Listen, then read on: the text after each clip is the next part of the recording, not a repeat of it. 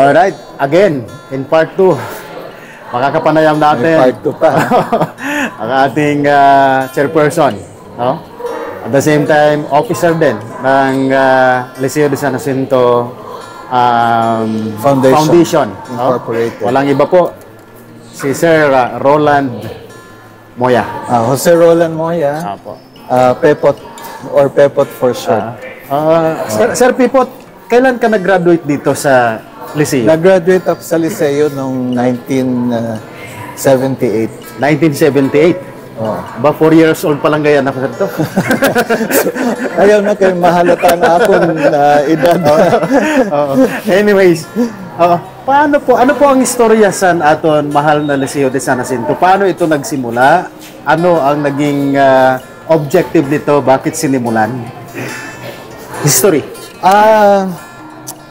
The school, Liceo de San Jacinto, was established in 1949.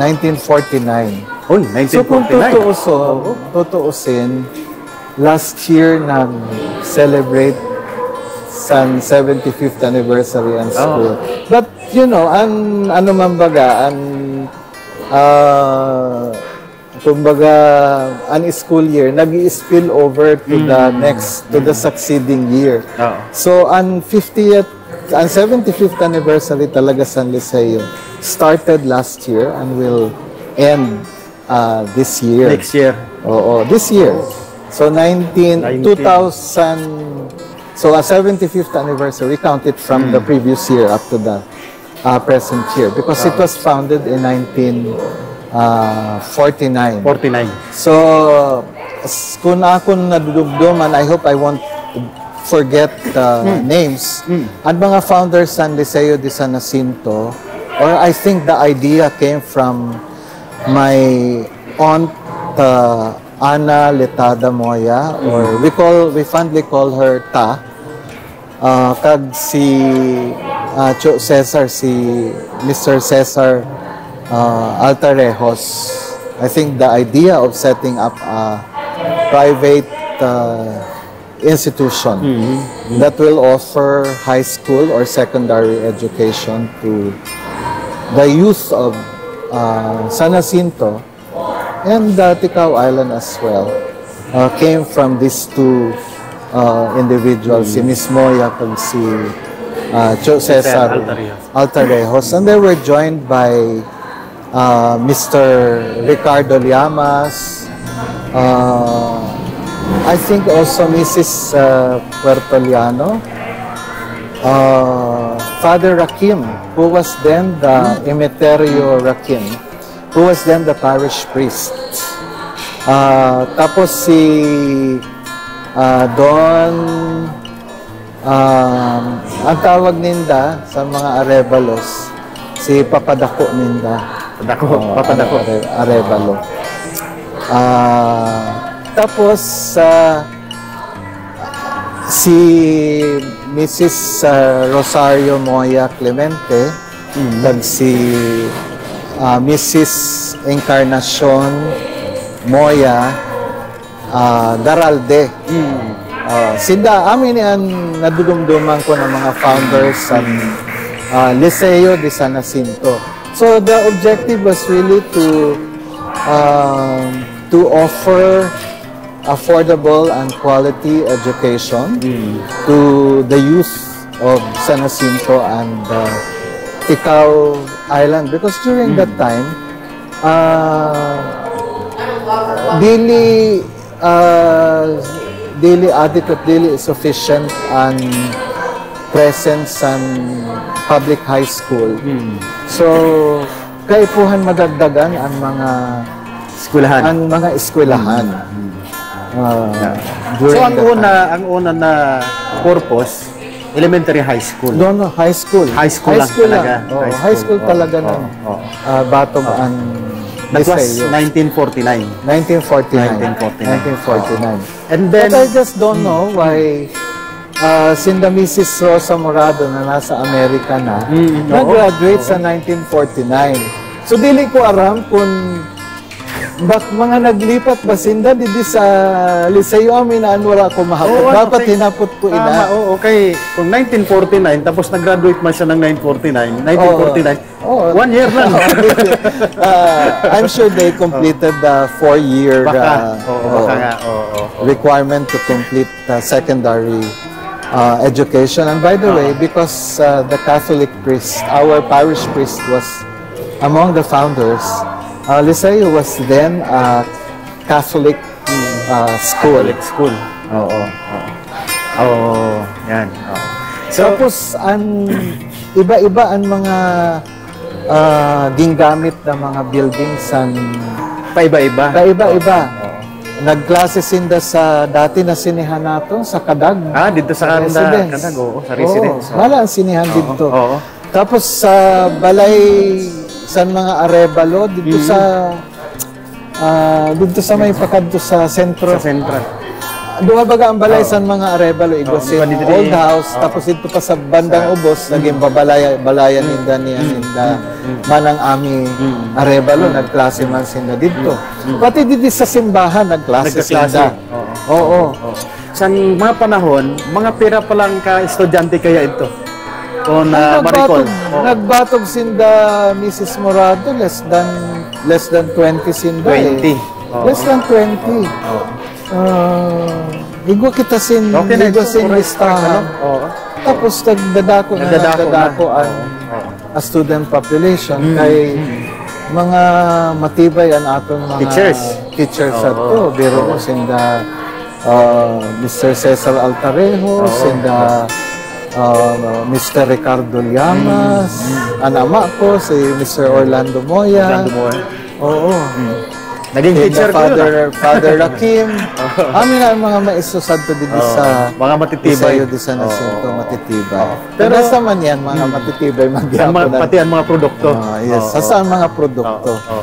So, manipipot, nano ang mga kasi siyempre, nag-i-start pa lang, nano ang mga challenges at that time sa eskwelahan habang nag-i-start pa lang? At paano ito paano nabigyan ng solusyon yung mga challenges? Well, actually, ang naging problema sa ito, siyempre, ang tuition fees. Ang collections and tuition fees. So, aram ko, barato lang gayud sa ito ang tuition fees. Pero dahil we were trying to offer affordable education, we maintained the tuition fees that we collected. Dili man siya nagtataas every year. Plus, talagang nag-i-struggle in terms of collection. That's number one. Number two, I think there was also a problem related to the classrooms. Okay. That is why they kept on moving from one place to another. So there was really a need to set up a permanent house, so to speak. So, ang katahuman lang kay during that time, pumayag ang pamilya sa akong tiyaon, si Mama Nene, si Encarnacion Moya Garalde, na ipagamit ini na kunhain nakatindog niyan ang eskwelahan na ipagamit ang portions lote in the lote. So nagkaigwas in permanent house and Liceo, but I think that was already in the 60s. Sa dili ko lang alam yung mga fund noon, may mga other sources pa ba kita na bukod doon sa mga pioneering officers contribution, may mga nagtulong din ba noon? During that time kasi stock corporation ang Liceo. So ang mga stockholders, lalo na ang mga founders, contributed the capital, shares of stocks. So nagbakal sindan shares of stocks. And so far from that 60s na, kasi medyo in place na siya, from 60s to present, may nakita na tayong napakadami ng mga success stories. So, yes. Ano yung mga success stories na pwede natin maipaabot sa public? Siyempre, Tungkol sa Liceo. well, during that time, hasta high school lang ang aton, Pero ini na mga graduates ang aton high school were really very good students. They pursued college education. They finished, their degrees in college, engineering, law, medicine, Iba-iba. teaching profession, iba-iba na fields. Tapos naging successful sinda, nabuligan in the pamilya. So, okay, by word of mouth, nakita ninda na matahom ang gino-offer na education sa quality of education sa eskwela. So, damo na ingganyo ng mga taga San Jacinto na magpa-eskwela dito sa Liceo. Tapos, may mga nagko-contribute man ng mga alumni in funds. So, kung kinukulang sin pampasweldo, nang hurang sa mga igmangod sa mga stockholders. So, little by little, napasemento ang building, naka-acquire sa mga library reference materials, mga laboratory equipment, na paski pa paano, nabutangan SIM ang atop sa eskwelahan. Tapos nakaproduce kita sin mga nasabi ko na kanina sa aton una na interview na may mga top-notchers kita. Tapos hindi lang top-notchers. Nasa posisyon ng karamihan. Yes, mo sin mga na-appoint sa mga higtaas na posisyon sa gobyerno. May mga justices kita sa Court of Appeals, mga CEOs and presidents and mga private companies, mga homegrown entrepreneurs, mga negosyante. Tapos kadamuan, damo sin mga maestro sa elementary, sa high school, dito sa San Jacinto, pati sa neighboring towns. Dili lamang dito sa Isla Santiago, paski dito sa ibang mainland.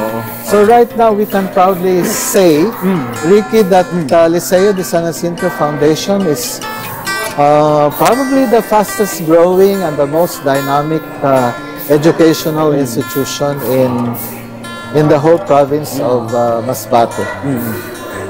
Paano pipot kung igwa kita sin may pagmamalaki sa aton eskwelahan na Liceo de San Jacinto? Ano ini?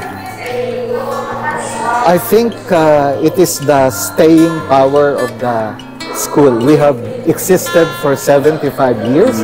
And sustain. Yes, na-sustain natin ang operations ang eskwelahan despite the challenges. So, na-mention ko na ang iba na challenges kanina. Siyempre, kaipuhan mo magpatindog sin mga school buildings. Kaipuhan mo sin kwarta. Sin resources. Para makapatindog ka sin mga structures, buildings. And what's good about it is that the school never borrowed a single centavo to construct this structures that you now see in the campus. Mayroon po ba tayo manipuput na mga additional plans bukod lang sa siyempre yung stability sa eskwela? Tapusin ko ang mga challenges sa Ricky kay dili lamang ang need para magpatindog sin additional buildings para magkaigwas sin additional classrooms. Because right now we have a deficit of 25 classrooms. 25 classrooms. Right now, igwa kita sin 4 courses na offer. Igwa kita sin education, major in English, major in elementary education, igwa sin major in Filipino, major in mathematics. Tapos igwa kita sin College of liberal arts, but it is only offering 1 degree political science. We also have a College of Criminology, which right now is the biggest college which right now has the biggest student population of about 550 students or 600. Tapos last year we opened a new course, BS Midwifery. And probably next year we would be able to open a College of Nursing, because the facilities of the College of Midwifery can be used for nursing course. For the College of Nursing. So, in place sa mga laboratory, ang mga kaipuhan na equipment, pero kaipuhan paghihapon magdagdag. You know, Ricky, ang usad na problema, ang kakulangan sin qualified, gusto pa natin mag-open sin mga additional courses like business, engineering, etc. Kaya lang, dito sa Ticao Island, wala sin qualified na maging dean. Kaya para maging dean ka sa usad na college, requirements sa CHED, na dapat igwa ka sin masters. Diling lang sin masters. Kaya puhan, may doctorate degree ka, may PhD ka. Sana na field of specialization. Tama. So, ang mga maestro naman sa college required na dapat matapos nindaan in the master's degree. Of course, ginaalaw dahil sa kakulangan na maski dili pa nakatapos sa master's degree, pwede na magtukdo.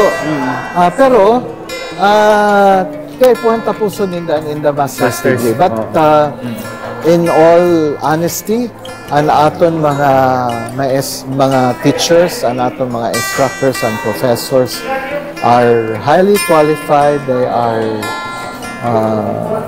of high caliber and quality. Of course, we also need lawyers. Kasi ang magtutukdo sa political science at sa lawyer. Criminology. Of course, we also, the other problem is we need resources to acquire, to improve our facilities, to set up new facilities, to purchase library materials, reference materials, laboratory equipment. Kaglalo na niyan na nasa digital age na kita, kaipuhan ang mga computers para matukdo maging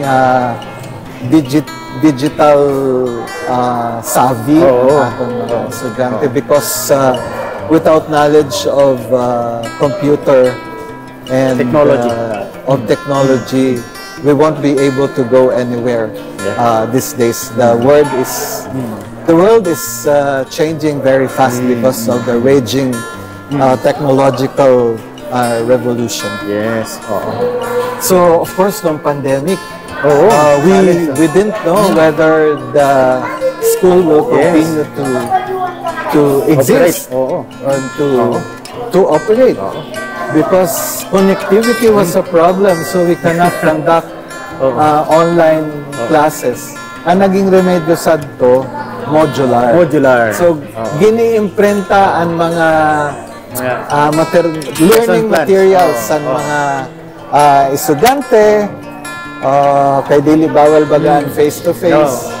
So, challenge ito kag dili na ka-kolekta sin tuition fees. So, may mga officials kita sa eskwelahan na voluntad na dili mag-kolekta san inda sweldo. Tapos may mga empleyado kita na nag-leave of absence anay during the pandemic. But that lasted only for probably 3 to 6 months. Pero ang problema talaga sa pandemic ang pagkolekta sa tuition fees, tapos nag-udong ang pag-release ng mga educational subsidies na halin sa gobyerno, because we also receive support from the government. So the pandemic was a very painful experience to the school. So even the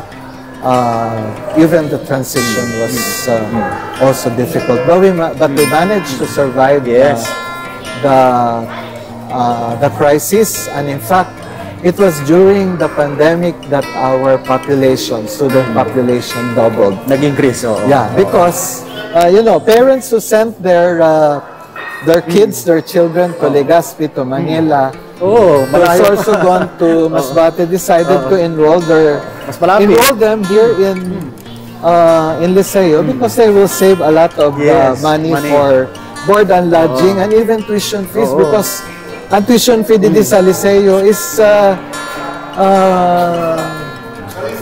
just maybe 30 or 40% of what a student would pay if they study in big cities. Outside. So imagine ang tuition fee sa niyan sa liberal arts and education nasa 7,000 pesos lang. So ang criminology medyo mas hitaas, maybe about 11 or 12,000, and midwifery naman is around 18,000. But if you compare these rates to other schools, talagang affordable kasi kayo magbayad ka pa ng mga boarding house. Oh yes. Yung food, allowances, now, transport, opportunities. Ang presensya sa eskwelahan has stimulated the economic dynamism of San Jacinto and Ticao Island.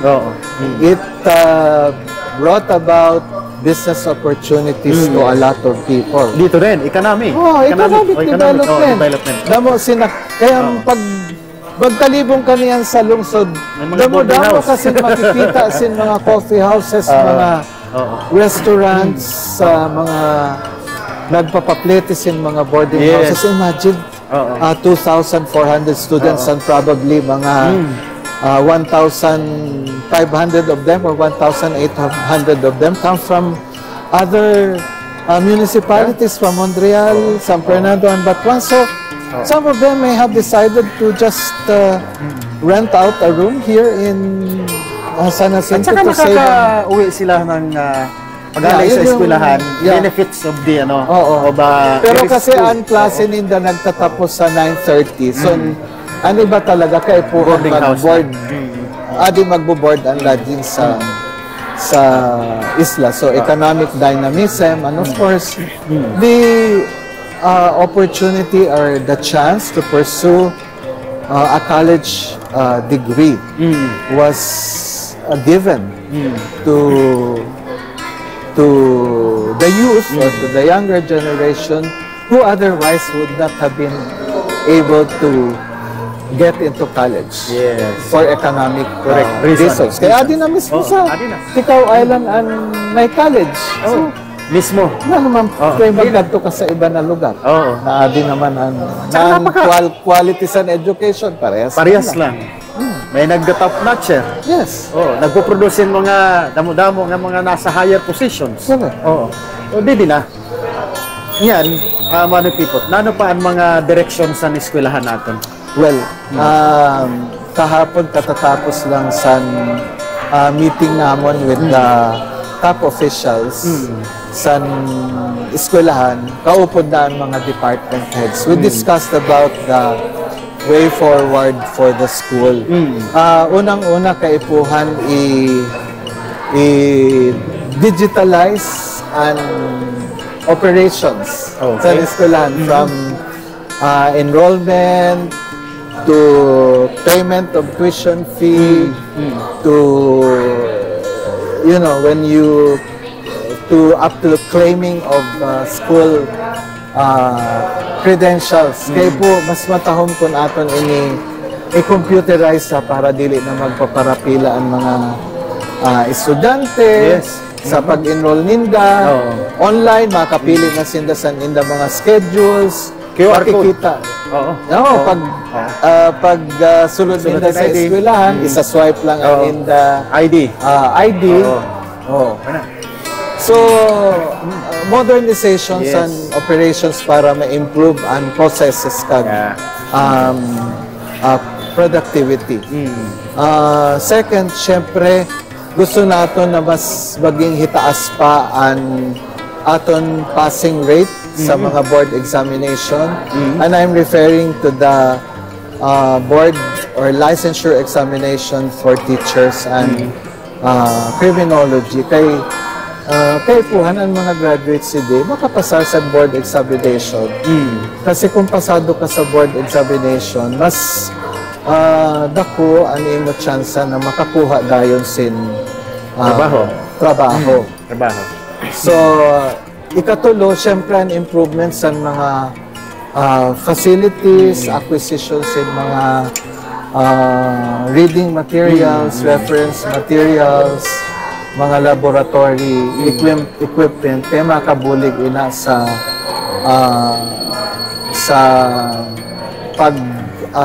kumbaga pag-sharpen sa knowledge and skills sa aton mga estudyante. Dapat kumpleto ang mga facilities. So, ikaupat, dapat tuloy-tuloy o igpadagos ang training sa aton mga empleyado kaglalo na ang mga maestra. Kay dili sabihon na gusto sabihon na kung nagtutukdo ka na sufficiente na ang imo kinaadman o ang imo kaaraman. So we all know that life is a learning education should never stop. Learning is a never-ending process. So, habang nabubuhay kita, igwas yung pagbabago sa teknolohiya, lalo na niya na mag-adapt kita. Dapat mag-adapt kita because if we don't adapt to the rapidly changing environment, mamawara kita sa eksena. Tama. So, tapos kakaigwa kami sin mga ini na mga nagre-review niyan dito sa aton. Sa aton mga makuha sa board examinations. These are well-known review centers. Mga halin sa Legazpi, ang iba halin sa Manila. Ang mga reviewers naton. Ayos. Tapos ang eskwelahan, nagpapa-eskwela sin mga maestro, mga empleyado naton para makatapos ang inda mga masters degree. Ano na? Free sinda? Libre. Libre ang inda tuition fee, ginsasabat sa eskwelahan ang inda board and lodging, ang inda pamasahe. Para na rin mapunuan ito na kakulangan natin kay wala kita sin makuha dito sa tikaw na qualified librarian. Nagkakadto kita sa Bicol, sa Legazpi, sa Naga para makakuha sin qualified librarian. Wala kita sin makuha ng mga PhD holders para mga maging dean sa naton colleges. So ang atong dean of education, ang atong dean of midwifery, halin pa sa Naga kag sa Legazpi. So you can just imagine the may mga financial burden. Financial burden. Pero matahom ito nga continuous. Kaya damo-damo naman si mga teachers yan na dide. Magkaigwasin na sin interest niya, magtapos kay. May mga kaipuhan eh. So matahom ito nga iyo ginhimo nga nagpapaadal kita. Tapos Ricky, niyan nagkakaigwa din kita sa mga partnerships sa mga foundations which are focused on providing learning opportunities outside of what students acquire in the classrooms. So damo sinagluluwas na studies na nagsasabi na ang mga products ang aton mga colleges and universities kulang sa soft skills. So ini na mga soft skills sa amin yan, mga critical thinking, ini ang mga communication skills, interpersonal relationship. Ini na mga skills nakukuha naton ini sa aton pakiupod. Experiences. Sa aton experience. Sa life experience. Life experience. Dili ini nakukuha sa sulod sa libro. classroom. Sa libro. Oo. Theoretical na knowledge na nakukuha Ito practical. natin. Ini practical knowledge. Kung igwa ka sa nina soft skills, mas madali ka makasunod sin trabaho kay niyan. Whereas ang hard skills, nagahanap ang mga employers sin mga graduates sin mga empleyado na kompleto sin hard and soft skills. Yes. tama.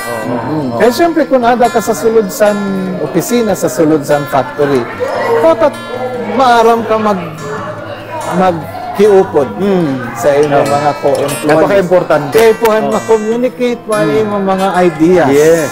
Diba? May share mo.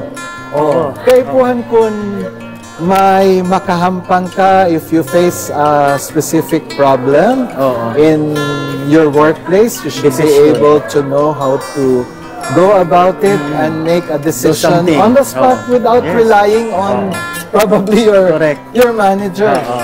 Tama, independent. Yes.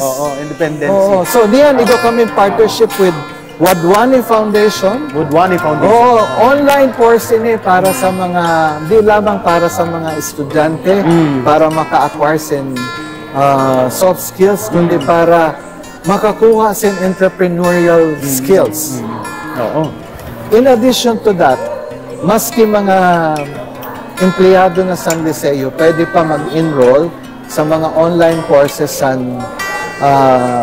san Wadwani Foundation para ma-reskill at upskill sila. And yung sasabi mo kanina na upskilling. Upskilling, yes. Na importante sa mga nagtatrabaho na niyan. Kay dili pwede sin status quo lang kita. Correct. Na kunano ang aton kunano ang igo kita niyan, kunano ang aton kinaadman, hasadida na lang kita, no?